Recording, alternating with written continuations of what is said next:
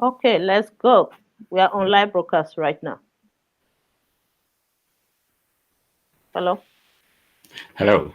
Yes, we're on live broadcast, so let's get it started. Right. Well,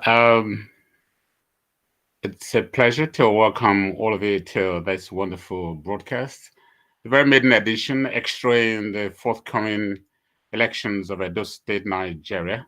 And we have a special guest in our studio today to showcase the journey to get into Sadebe Avenue, the citadel of government in Edo State in Nigeria. Is the beginning of many series of candidates to be showcased on this platform, Nebo TV Canada, and reaching out to you all over the world. Um, I'll say Barrister Anselm Ojezua being the very first guest we're having on this show. It's a pleasure to welcome you to the show today. Just a brief background to honor our guest, getting to know him better to most of us who haven't had the privilege. Barrister Anselm Ojezua is a long-time politician in Edo State. He's been very close to the corridors of power. He's a barrister by profession, a one-time state chairman of the All Progressives Congress. At the moment, he's plying his trade with the People's Democratic Party, the biggest party in Africa, as people say, but APC is really rivaling them so strongly.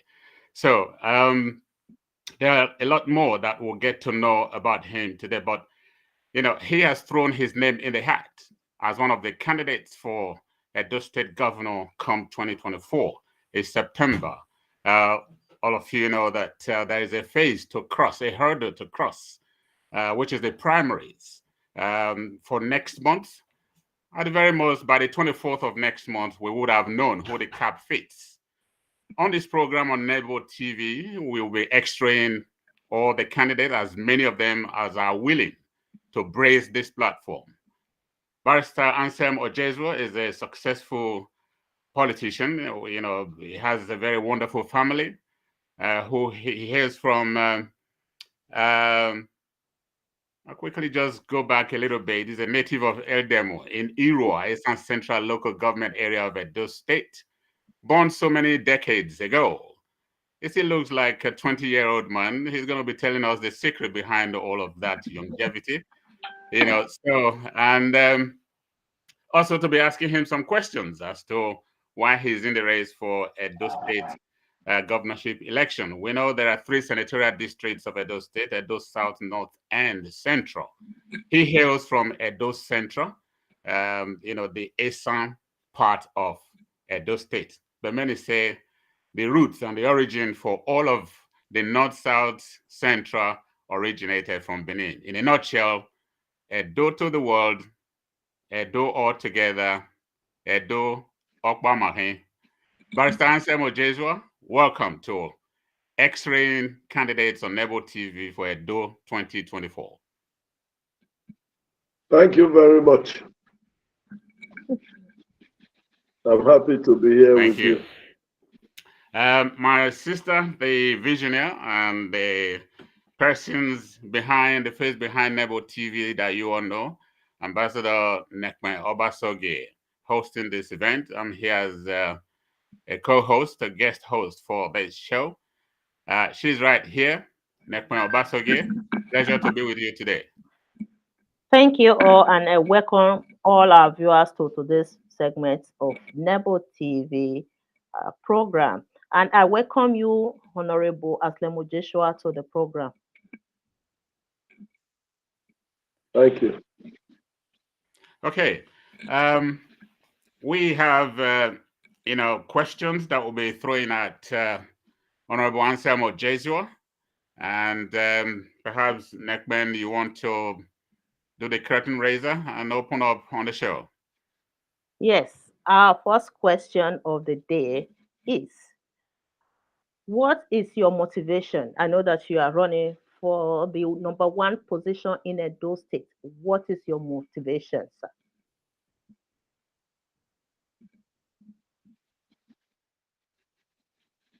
Well, what really motivates me is the need to transform or perhaps further deepen the economy of our state.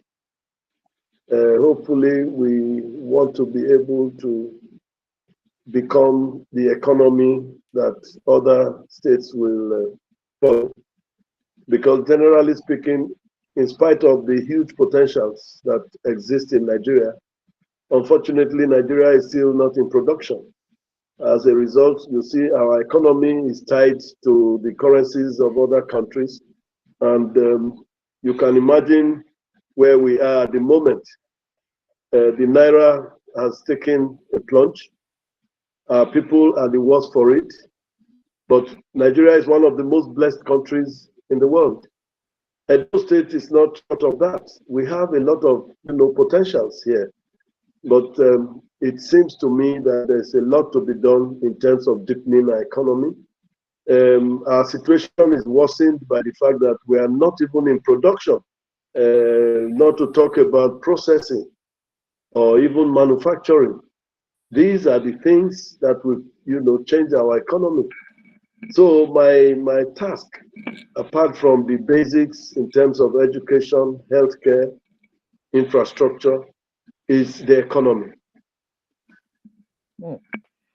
Thank you, sir. Right now, there are many aspirants vying for the position of the governor of Edo State, especially in PDP. So, how can you succeed the ticket in the primaries? Well, technically, it's very easy for people to just get up and tell you that they are aspiring. But in strict terms, only those who obtain nomination forms and return the field forms can actually be referred to as aspirants.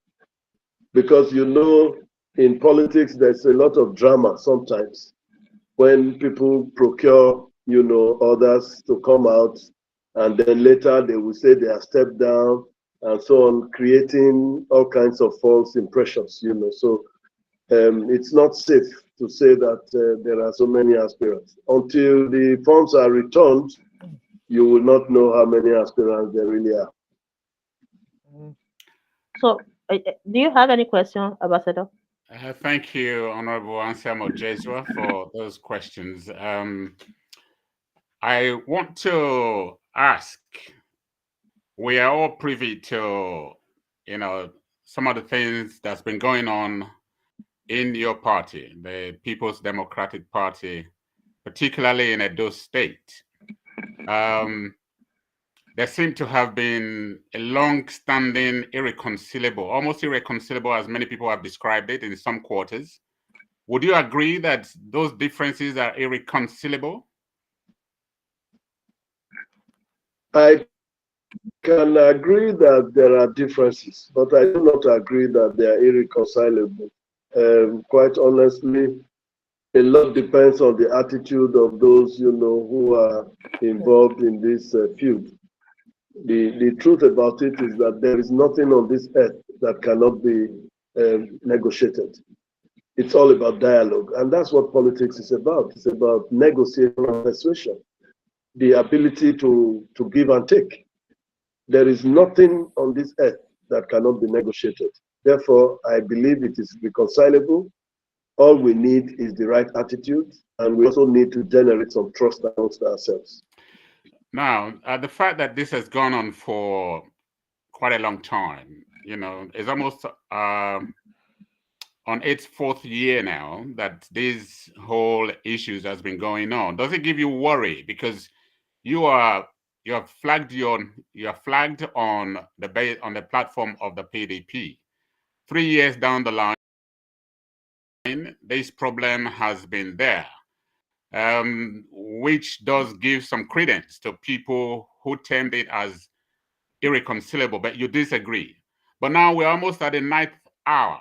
By February, that's next month, you are expected to produce, a candidate for the party. As of now, there are so many aspirants. You have the legacy group and you have the group for the governor.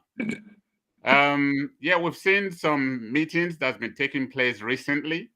So how hopeful are you? What has not been reconciled in the last 3 years? And we are now almost at the tail end of the tenure, and the election is around the corner. What gives you the optimism that this will be reconciled? Are you looking to field 2 candidates from the 2 factions? Well, my optimism stems from the fact that all concerned knows that should it be that we do not reconcile, then we can kiss the entire process goodbye. And that alone is enough, motivation for any right-thinking, reasonable person to adopt the right attitude and go for it. I am encouraged by the initiative taken by the National Working Committee of the party, headed by the national chairman. We held a stakeholders meeting, which resolution at the end was quite encouraging. A committee has been set up to engage both parties. And I am optimistic that something will have to give. If nothing else, the fortunes of our party. We have to understand that our collective interest is much more than our personal interests. We must be willing to give and take. We must find common ground. Otherwise, we will donate the states to our opponents. Okay, thank you very much. I mean, you are one politician within the Edo State. We say Edo State is not just any other state. There is a very huge interest all of the time when it comes to politicking, when it comes to elections. We're all very close and very conversant to how Edo people stood in 2020 to usher in the incumbent administration. There are still some worries in some quarters, with 2024 around the corner. Now that we have APC national government.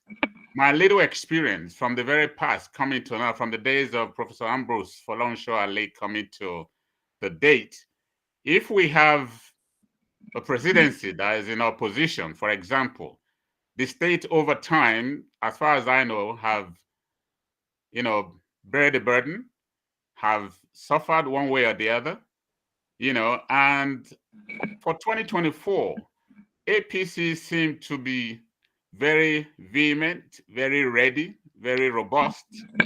The president, we understand, in 2020 vouched to take Edo State come 2024.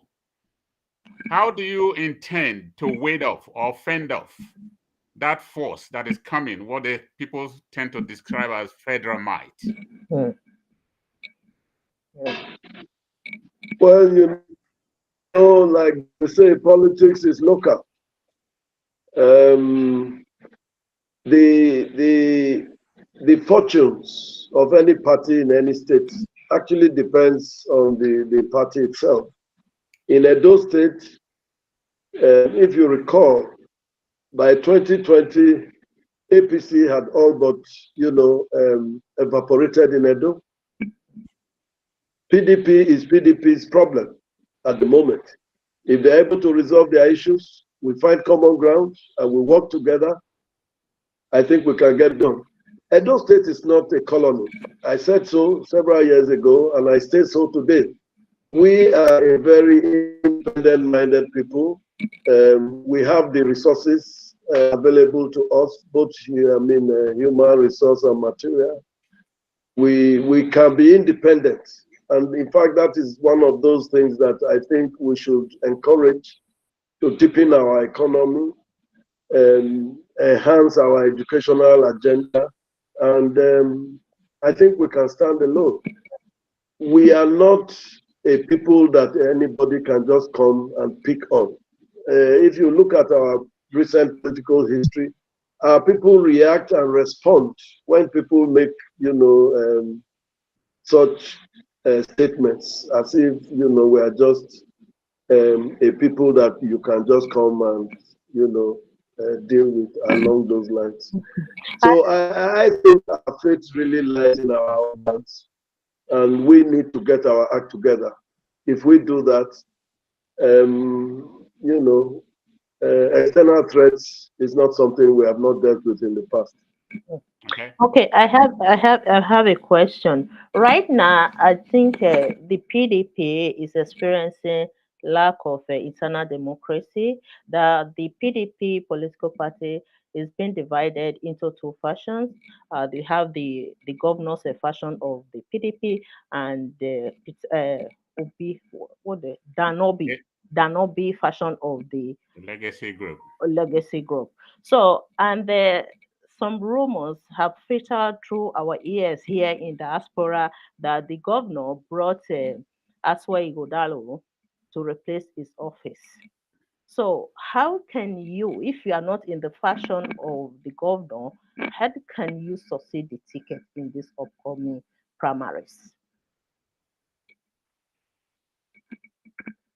If it is I didn't get your question. substantiated that the governor has an aspirant that is fronting.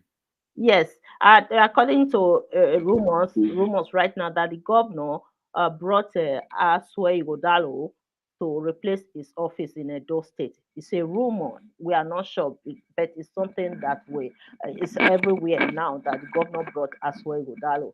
And the political party, PDP, has been divided into two factions. We have the governor's faction of the PDP, we have the Dan Obi faction of the PDP. So if you are not in the governor faction of PDP, how can you succeed the ticket in the upcoming primaries, the PDP primaries? Yeah, well, the unique position I found myself is that I am sitting in the middle of two extremes. If the governor is holding on to his own extreme, and Chief Danobi is also holding on to his extreme, and I'm somewhere in the middle, both of them are my friends. And I said a few moments ago that the only way we can get this thing done is if we unite. We need to unite. We need to reconcile our differences. And there has to be give and take. If both of them move out of their extreme positions, I am hopeful that they will find me worthy enough for them to trust. Because what is going on now is distrust between both of them. They can't trust each other. And because of that, their choices are not acceptable to both of them. But they can trust me. I know them. We have known each other for a while. I believe honestly that I have earned their trust. And I think this is one of those times when they should give me that opportunity to reunite the party and prepare it for a proper election. I know that each of them agree on me, PDP will be better for it. I can assure you. So I have one quick question. We know that you were the chairman of APC before you became to PDP during the last election in Edo State. Do you have any regret of the campaign from APC to PDP today?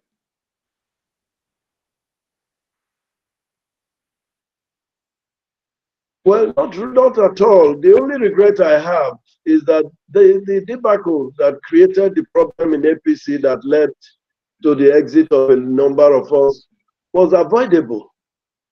Just as the problems we're experiencing in PDP is avoidable. All it requires is the right to manage ourselves. What is it that is not possible to respect each other or even ourselves?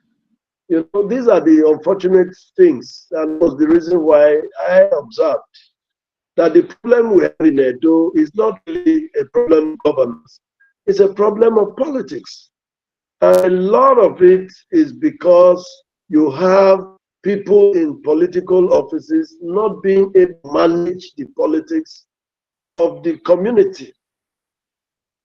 Therefore, I have offered myself. I have sufficient experience. I have the relevant skills. And I have been in public office as well. I can manage the politics so that governance can take place. That is all I offer. I don't think it is a good time to bring somebody who has no experience in politics to come and manage politics. That's not a good time. This is a time for somebody who has the relevant skills, such that governance does not suffer. Right. Thank you very much, Honorable Anselm Ojezua, for that question. Now, my follow-up question to that is, I mean, you see yourself in the middle of two, I don't want to say warring factions of your party, but again, if you look at it, that's what it is. And you are in the middle, you are caught up in the middle. You have said that you are the unifier. Okay, they need to rely on you and pick you as the candidate to unify the party. That is for the political party. My question to you now is, becoming an Edo State governor, what do you have for the people? What do you have to bring on board? What has not been done prior to now that you want to bring to Edo people? Should you become the chosen one and eventually succeed at the polls and brace the tape as the winner for the September governorship election? What do you have to offer? What are your credentials and the propositions you want to bring for Edo people?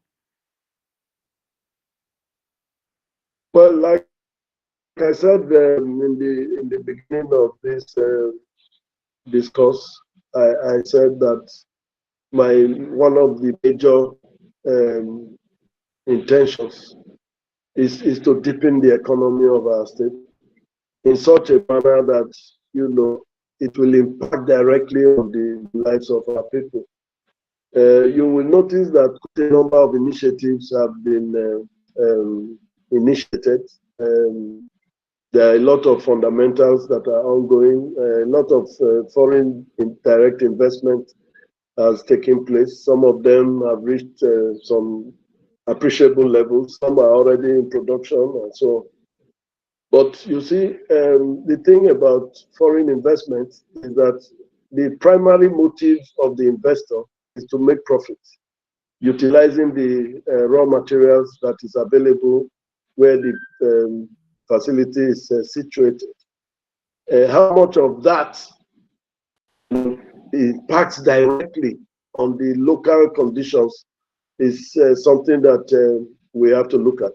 Therefore, some of the things we are going to do differently is to take the initiatives that will be directly, as the people will be directly accessible to it, and they will be the direct beneficiaries in terms of the profits. As you can see now, in Edo State, in spite of the potentials that we have, we don't even produce the yam that we eat. The yam that we eat comes from the north. The maize that feeds our feed mills comes from the north. The chicken, a lot of the chicken, most of the chicken that is consumed here and around it comes from the west. These are things we can produce here directly, and our people will get the direct benefit of it. So all we need to do is to come up with initiatives, come up with innovations that will enable those things to take off and take off really big. There is no reason why you cannot produce, number one, what it eats. There is no reason why Edo cannot take advantage of his vantage position in Nigeria. Edo State is said to be surrounded by a population of 70 million. And that is a huge market. So we need to go into production and processing. And one of the things we need to start, the way we farm. They say we are doing what they call subsistence farming. That's a joke. You can't expect to feed yourself and you are farming just for your existence. So the way we farm has changed. And the best way I know that we can immediately jumpstart it is to create some models. Let them go to work. And even in 1 or 2 years, we're able to increase our capacity then we would have succeeded halfway. When we begin to process, then we would have said that we are actually on our way, because we just have to look at our economy. We are not even in production, not to talk about processing, and that is unfortunate. We have the potential. Edo is good in, we have agricultural potential. We even have potential in some minerals. As you can see, I know that Chief Lucky Benedion, when he was governor, he built a factory in Auchi, another one in Ikpeshi. The factory in Auchi was supposed to be a fertilizer blending plant. He was not able to take off in his time. Subsequent governors were not interested, but Obaseki has made the place to function now. Italy has activated it. What is the good news? The good news is that we are told that the fertilizer plant has a turnover of 15 billion. Now, with a turnover of 15 billion, you will expect that the impact is going to, be very strong on that immediate environment. But the truth is, the fertilizer that they produce is dedicated to the northeast of Nigeria. So when it leaves here, what happens? So we have to look at it. We must look at it in terms of how does it impact our local economy directly, so that our economy is getting bigger, but our people are getting poorer.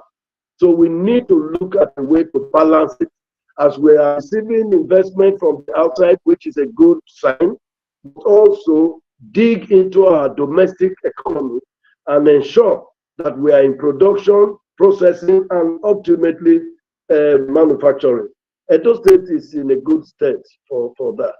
Don't forget that there is a plan to develop some industrial parks, not just the Bini Park. There are also plans for the Bini River port. These are all, forward-looking prospects, and I think we can take advantage. Wonderful. Of it. Thank you. You have spread a little bit to areas that I wanted to touch on. Yes, large-scale farming, from subsistence to commercial farming, to enrich the people and explore, the very fertile land that Edo State is blessed with, from north to central to south. Edo State is unique in land that need to be tilled and need to be explored for the benefit of the people. Now, aside agriculture, cash crop farming, poultry, animal husbandry, and all of that, do you have other consideration for areas like the educational sector? You talked about foreign direct investment. Do you have, plans in place for health? Health, we're told, is wealth. Health accessibility, affordability as well for the city, for the indigenes of Edo State. What are your plans in those areas? Over time, education in Edo has always been a priority. It will continue to be a priority because that is one of our biggest assets, education. And what we can do in education is to improve on what we have. You can tell that we have done well in education, but we can do a lot better. Why do I say this? The number of teachers we have are not near enough to deal with the capacity that is there. The more that government begins to pay attention to the infrastructure, the more people get attracted to the schools that we have. But whether the increase in the population of the schools is reflected in the employment of teachers, that is a different kettle of fish. That is an area that we will need to look at. The curriculum for education, I think we need to take a close look at it. The world is moving so fast, so very fast, that if we are not careful, we will be left behind, and before we know it, we will just, be back in the ancient days. People are now talking about artificial intelligence. They are talking about the metaverse. What is available in Edo to conform with those technologies. We have to look at those. Our children must be made, to be familiar with ongoing technologies, such that even those who want to leave the shores of Nigeria can be here and work in Canada. That is beginning to happen. As a matter of fact, if you look around the world, you find a lot of people migrating to South America, to the Asian countries, and they are working, for Western countries. That can happen in Nigeria. Nigeria has potential. Our climate is very good. We can create an ecosystem here in Nigeria, particularly in Edo, that will enable us partake in this new horizon. And it's something I think is possible, particularly for those of you in the diaspora. You can lead the way on this, and government will partner with you. Thank you. Neckband, I think you are muted if you want to say something. I have a few things to say Yeah, on. yeah. So you have spoken well, but my question is, what exactly distinguish you from other aspirants right now in Edo State? Something special about you that you want to tell the Edo people that distinguish you from other aspirants. When we have so many aspirants, almost 70 or even more than 70 aspirants right now vying for the position of the governor of Edo State. We have never had something like this before. So, what is so special about you? We know you very well. You have been in the system for years. I can proudly say, yes, Honorable Anselm Ojezua is the guy, is the man that can do the job. But there are many aspirants. What do you think you would tell Edo people that will motivate them to support you to join, to support your vision for Edo State? Please tell us. That's exactly what I've been doing since we started this program. The way I see the problems we have in Edo may not necessarily be the way they see it. Perhaps they cannot see what I see. Perhaps because I've been in this for quite a number of years. Since 1982, I've been in politics. I have been in situations where I've had to advise chief executives. But as you can see, advice is just what it is, advice. And if the advice that you give continuously, I think a time will come when you say, look, this thing, we just have to get it done. That's where we are now. Edo has lost so much. Just imagine we have a flour mill a feed and flour mill somewhere in Edo. Since that inception of that factory, including now that it has been reactivated, we cannot supply them raw materials from Edo. Rather, we are enriching farmers from Bauchi, from Gombe, from Kaduna, and we have land. The IITA has said that the best rice belt in Nigeria is between Agenebode Yes, and Ilushi. I understand that. Yes, we have rice mills in Edo, Yes, and they are all fed my from Kebbi. question is, what distinguishes you? So what distinguishes me is I'm not going to just rely on allocation. I am interested in deepening the economy of our state. I am interested in creating an environment that is conducive for governance. That is to say, to manage politics. I do not know any aspirant who has been in politics as long as myself, who has a wider reach than me, because my experience over time, during that period, I have met several people in all the parties. I can manage them in such a way that Edo will be better for us. Okay. One of the biggest problems we have in Edo successively since 2003 to date is political bickering, inability of political leaders to accommodate themselves. I am offering myself to coordinate political activities in a manner that everybody feels that sense of inclusiveness, such that they will give Edo a chance to grow. Okay, thank you very much. from the things you have listed in terms of infrastructural development for the state transformation of the state, one thing that stands out in the minds of many Edolites at home and diaspora is the road networks. Edo State, or the then Bender State, remains the best road network state and now states around the country, Nigeria. However, the majority of our roads are in very dilapidable states. And, many classify them as death traps. People traveling from point A to point B due to bad roads, poor road maintenance. And we have heard recently about excuses that some of the roads are federal roads. As a result, the state do not have the power or the permission or the authority to work on those roads. But the indigents of Edo State are suffering it.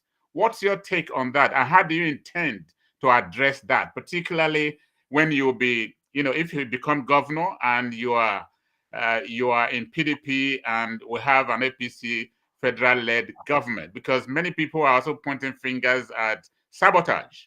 That, okay, they don't want to do it. They want to use it to stifle the incumbent government, so that you give the dog a bad name to hang it. So what would be your approach to that? How do you intend to address that? Well, you see, all this points to the fact that, yes, Edo is in a very advantageous position in Nigeria. That's one of the heartbeats. And these roads that you mentioned, these are very strategic roads to Nigeria. And it's unfortunate that government does not see the relevance or the importance or even the suffering that it has, not just on Edo citizens, but all over Kogi, Delta, all those who come through it. There is no way you can go from the west to the east or to the south without coming through Edo or these roads that you speak of. You would expect that government will give these roads the attention that they deserve. It's a pity that we have had to classify roads in terms of federal, state, and so on. That is the skewed structure that the Constitution has foisted on this country. If the responsibility had been that of the states, and then the resources that are voted for them are also with the states, then of course you know where to locate or situate the problem. Now, the new minister for works indicated that federal government was willing to partner with states who were willing to do these roads and so on. But what I'm told recently is that this road from Abuja right down through Lagos was 200 million. That is an insult. That is a clear indication that this government does not intend to pay any attention to that road. If the one who has the primary responsibility has decided to directly from the budget indicate that it's going to be total neglect, how will a state in that kind of place when he cannot even meet his own primary constitutional obligations? It's good for it to do federal roads, but that is when they are sure that the federal government will give them their resources. They have been known to do that in the past. As a matter of fact, recent times, it got to a point under President Buhari, they told the states, don't do our roads again. In fact, when Masaki wanted to do Saple Road and this Auchi Road, parts of them, those very bad portions of them, it was told that those roads are under contract and therefore they should stay away from there. My position in that wise is that if a road is under contract and we want to contribute to it, I think all we need to do is to reach a tripartite arrangement between the federal government, the state government, and the contractor. To say if the state government invests, anytime payment is due, they can domicile the payment. To say, okay, whatever you invest will be paid to you directly. So I think one could have been done. But to a point now that we are told that no budgetary provision is made, What is the motivating factor for a state government to go and invest, knowing that he cannot get his money back? So I think our representatives in the National Assembly should take this up. I think they should take it up. These roads are not only dedicated to Edo citizens. People all over Nigeria use that road. Yeah. So I'm shocked. It's one of the most strategic roads in Nigeria. I'm really So, shocked. according to my understanding, sir, that the state government has no right to construct the federal road. Therefore, if the, That is true. Without the permission of the federal government, that is correct. so how can your administration impact this federal allocation for the roads? We will approach the federal government. Don't forget, we are part of government. We are part of Nigeria. We will approach them and put them under pressure. They have to do what they need to do. We have Mr. Victor Okosu here. Mr. Victor Okosu, I want to bring you to the screen if you have any contribution or question. Hello, sir. We have a lot of people here waiting. Go ahead. We cannot hear you. We cannot hear you, sir. Hello, good evening. Good evening, sir. Yes. I'm enjoying it. I'm following it up. I think it's saying the right thing. That's just the truth. We need somebody like Anselm Ojezua. This is the Edo State. Edo State has been in the mess for a very long time. Is the right person to do the work? I think can do the work. Thank you. Thank you, sir. So let me bring somebody else. We have Raymond. Raymond is here as well. Raymond, can you hear me? I'm bringing you to the screen. Bring Raymond.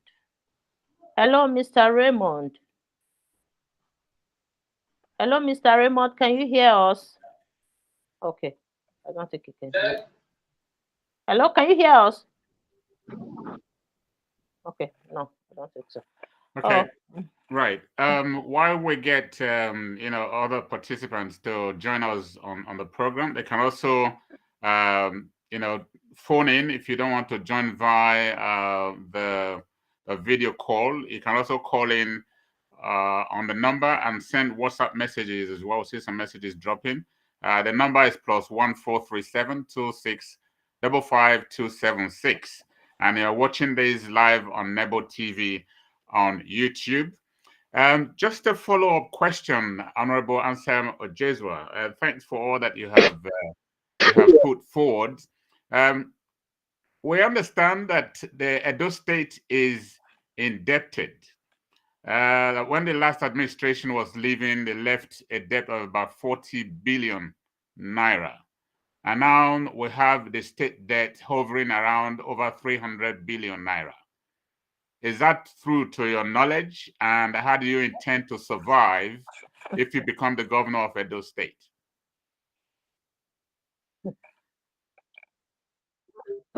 Well, see, my understanding is that no state is giving credit to a loan that is beyond its capacity.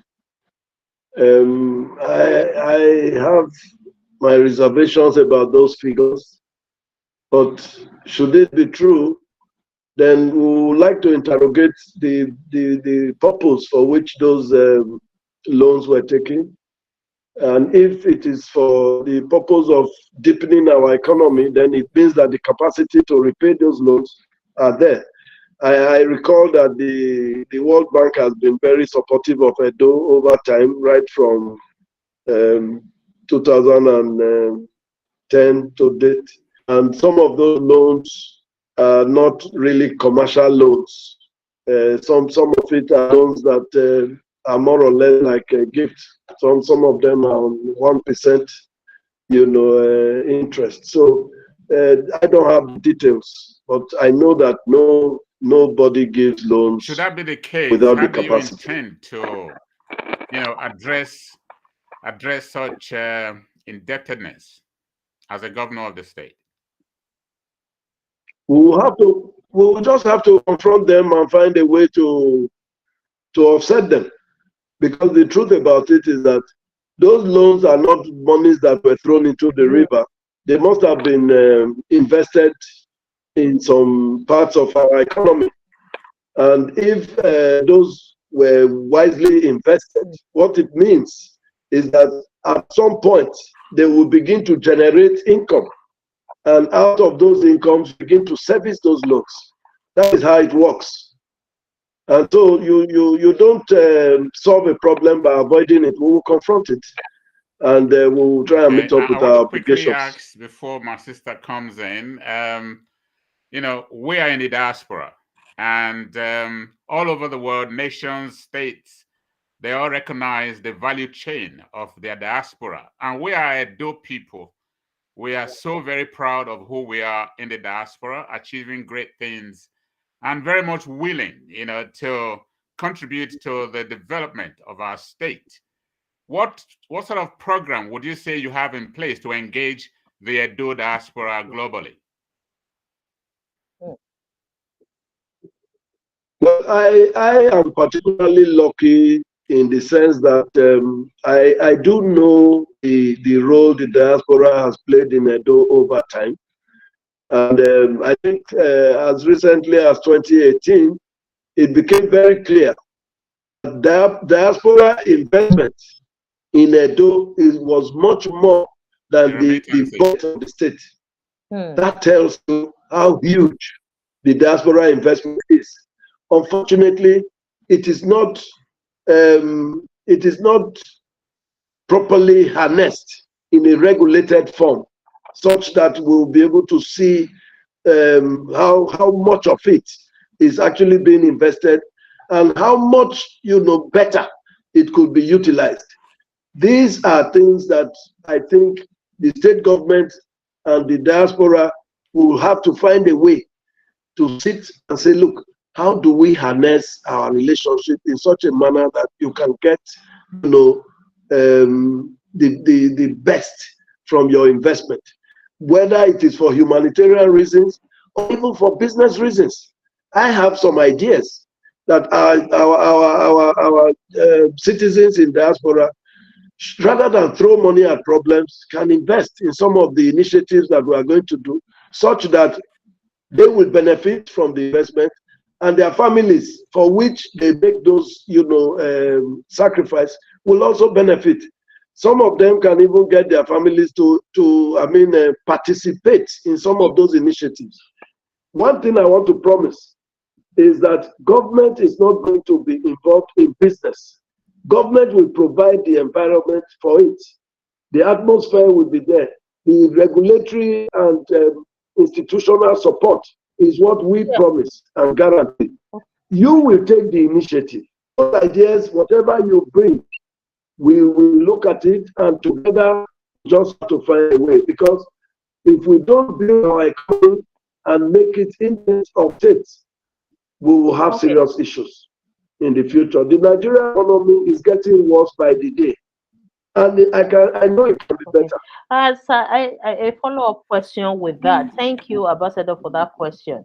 You know, Edo State is a kind of a unique state in Nigeria. We have big population of Edo citizens in diaspora. Some of them have been complaining that our contribution to the development of Edo State has not been properly recognized. I remember years ago when I was in school here, we discussed about the Philippines. The Philippine government adopted a policy years ago that their citizens outside the country, when they are coming back to Philippines to invest, they used to provide land, resources for them to invest because of their contribution, because they understand the development that those outside the country in diaspora are bringing to the country. So they gave them proper recognition in the country. So in your administration, will you implement any policy that will support and recognize the contributions of Edo citizens in the diaspora? I hope you can hear me. That is exactly what I have said. Matter of fact, part of the promises that we made in 2020 for establishment of the Diaspora Commission. I don't know why that has not been done. In my case, we will do that very speedily because we need the diaspora to partner with us, not just because of the monies that they are going to be bringing, but the knowledge. They have the experience, they have the exposure, they've seen these things work elsewhere. There is nothing better than your own citizen coming to lead an initiative backed up by states. So those are the kinds of things that we would like to our see. remittances that we have been sending to Africa to invest in Edo State should be recognized for sure. One other question that is very critical and very special to the Benin-speaking population in Edo State, because of the experience with the past administration, even the current administration, some of them are saying that they want a candidate that can manage both the government and the Benin Traditional Council. In your administration, how will you manage these two institutions to avoid any conflicts? Hello? Well, some of these issues that are risen in that regard are issues, in my opinion, that are avoidable. I don't think some of them need to be, there shouldn't be controversy. There should not be controversy. Everybody knows the meaning of the word restitution. And if we stem from that word, once we define the word, it tells us how to result. Okay, thank you. That's a pretty brief answer. I believe we're winding down on the show. But I want to ask you, how you intend to address the tourism sector. Edo State is a home of culture, the cradle of Black civilization, the eye opener to the Black world.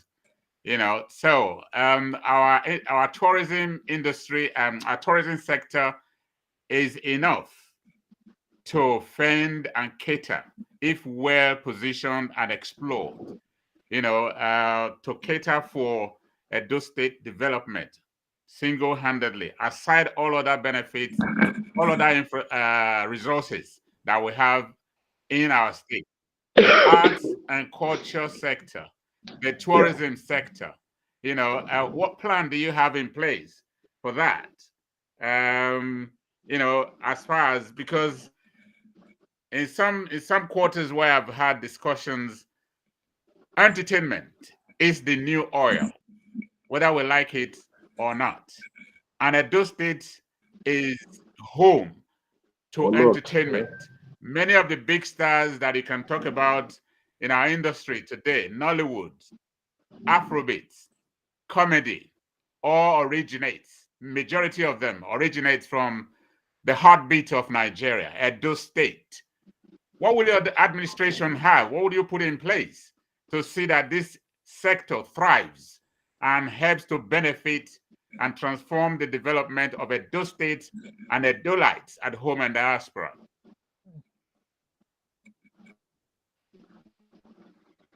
Well, one of the problems that we have had in the past is when government insists that it is either they are in charge or nothing.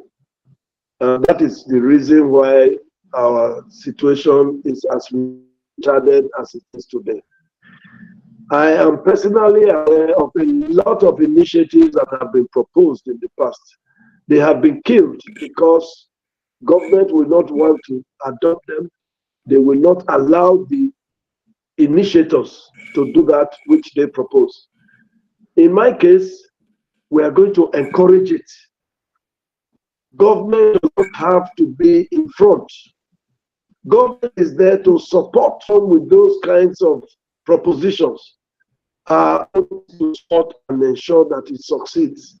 Because when it succeeds, it is our economy that is growing. But for the fact that people believe that if it's not government that is leading the way, therefore, so many good propositions have been killed arising from that. We have to run a government that recognizes that it has limited knowledge and allow promoters to do their businesses. Should that happen, what you are saying will be realized quite easily. And that is the position that I'm going to take. Okay. Thank you very much, Ambassador Nekme Obasogie. I think we are getting closer to the end of the program. It's almost 1 hour. So let's look at the comments if anybody has a question to ask. See. There are varied comments over there. You know, most of them heaping praises, some of them having their critique, saying Honorable Anselm Ojezua as God sent to redeem Edo people from political slavery. That's Chris Johnson. Edo Town Hall says Anselm Ojezua is good to go. Mojoko, a governor who doesn't have respect for the Benin Kingdom, can't produce a governor for us in Benin. This one, Terry says, this is the only man we trust for governor of Edo State 2024. So keyword is trust. The unifier and peacemaker. Oh yes, oh yes. Okay, those are commendable comments for you, Honorable Anselm Ojezua. I just want to ask lastly, how do you score the incumbent government administration of Edo State as they gradually wind down and headed for November 2024 exit door? In terms of governance and the economy, I will score him very, very high because of the initiatives he has championed. These are the basic requirements, you know, that a good economy has, you know, corroded the achievements, and that's the problem about governance. You have to find a way to manage the politics so it does not adulterate, you know, the good part of governance. But I will rate him very high in terms of the economy. Yes, sir. Before we close to this program, the last question will be the primaries. So how are you preparing for the primaries? And let us know, because without you winning the ticket, so all the vision, your vision for Edo State will be compromised. So how will you fight to win this ticket? Given that there is a conflict, there is a lack of internal democracy within the PDP political party right now.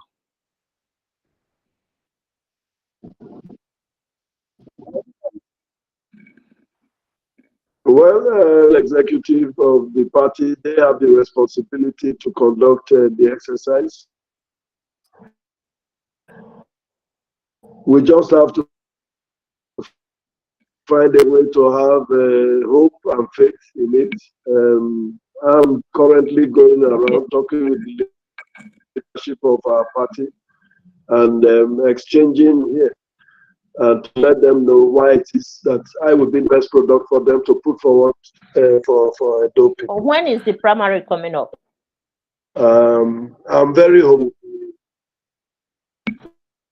Well received, primarily because of the history that I have. I've had a huge wealth of experience in public office, and I dare say that I have done all of that without blemish. I may not be rich in terms of cash, but I am rich in terms of goodwill, and I intend to put that goodwill to use this time. Thank you. We hope that paves the way for you, but we do know that politics in Nigeria, in Africa, is money bag, and we hope you find some cash to be able to run the race. You know, if you have option, which would you go for, direct or indirect primaries? The audio is not too good now. Oh, okay. My question is, I can't hear can you you hear me now. now? Is it better? Can you hear me? The audio is not. Great. Okay, The audio is yeah, not. it's okay then. Maybe next time, if we bring you back to the program next time, we'll continue with the question. Let's wait for the primaries. After the primaries, then we'll invite you. I Okay. hope you win the ticket. Yeah. Then we'll bring you back to the program for Okay. another. Yeah. Thank you, sir. Thank you so Best much. wishes and have a wonderful, wonderful race. Thank you. We Thank you wish for you good the luck for opportunity. this upcoming primary, sir. Yes, sir. Thank you. Thank Best you I all wishes. appreciate our that. viewers. Thank you all for watching, and thank you for leaving your comments as well. They are very impressive, the comments that they left here. Thank you. Yeah. Thank you. Well Yeah. done.